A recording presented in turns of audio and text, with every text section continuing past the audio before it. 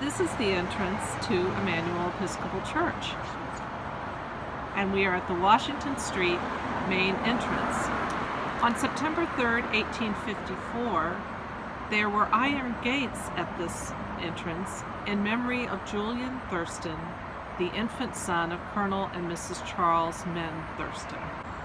Here are the iron gates moved to the back entrance of Emmanuel. They were replaced at this location in 1930. The ivy at Emmanuel Church is very special ivy.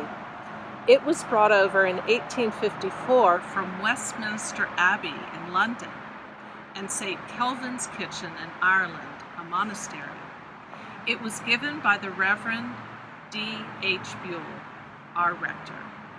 It still is here and is a connection to our Anglican history. The length of the Emmanuel Sanctuary is 121 feet. This was specifically designated by our architect to reflect Psalm 121. I lift up my eyes to the hills, from where is my help to come? My help comes from the Lord, the maker of heaven and earth. When the church was built, the local newspaper ran a story and said, why build a church on that hill? No one will walk all the way up there.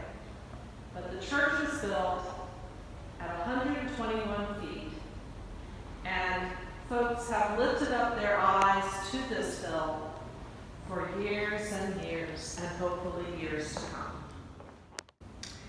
The communion rail at Emmanuel Church is made of brass and oak. It was given in memory by Colonel Robert Bruce on November 30th, 1890. It replaced the communion rail that was given to Holy Cross Chapel in May of 1891. There were 3 events in the mid-1800s that were sad events at Emmanuel Church. The first took place in 1859. It is known as Black Easter year. In 1857, the Reverend Arnett became rector, and he was not in good health at that time. He took a sabbatical and then came back and was even sicker and was brought in on a pallet. He died on Good Friday, and that Easter, the church was draped in black. About 10 years later, another tragedy happened to one of the church's ministers. The Reverend Mr. Henry slipped. He slipped on the ice, and several days later, after being in a coma, he died on January 31st, 1868. But beyond that, a great storm in 1869, probably one of the worst tragedies for Emmanuel, brought down the church tower. The storm was violent, and the bell and the tower came crashing down. It was not repaired until 1875 at a cost of $1,800. But this time, the tower was built in stone, unlike the earlier tower, which was wood.